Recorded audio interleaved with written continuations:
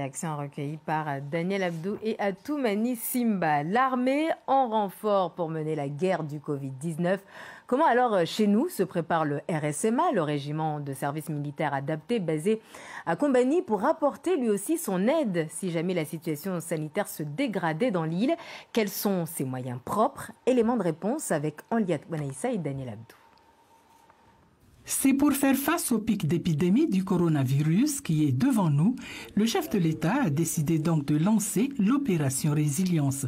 Elle sera entièrement consacrée à l'aide et au soutien aux populations et aux services publics, en particulier dans les domaines sanitaires et de protection. Et on sait que de tout temps, l'armée, dont le régiment du service militaire adapté, a toujours été présente dans ces diverses opérations. À Kombani, les militaires du régiment conservent les capacités d'intervention. Ces capacités, elles s'appuient essentiellement sur le transport de matériel ou de personnes, voire de personnes. Elles s'appuient sur les capacités de stockage, pourquoi pas, et éventuellement sur les capacités d'hébergement.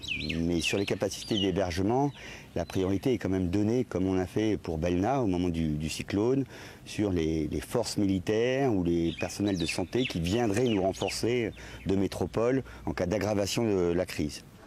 Une particularité toutefois, le RSMA se base sur le savoir-être avec les jeunes du régiment qui ont l'avantage de maîtriser le shimaoré et le français pour soit organiser ou participer aux patrouilles de sensibilisation pour rappeler les mesures de confinement, les gestes barrières sanitaires pour qu'elles soient vraiment sensibilisées aux dangers du Covid-19.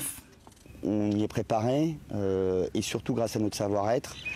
Vous voyez, comme je vous disais, on a renvoyé il y a 2 semaines l'ensemble de nos 430 volontaires stagiaires qui suivaient les formations de 6 et 10 mois, dont certains étaient rentrés, où on a interrompu leur formation. Ils étaient en formation militaire initiale.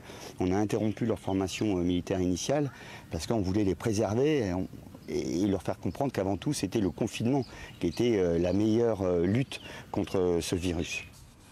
Pour l'heure, le RSMA compte sur une centaine de cadres, en plus des volontaires techniciens.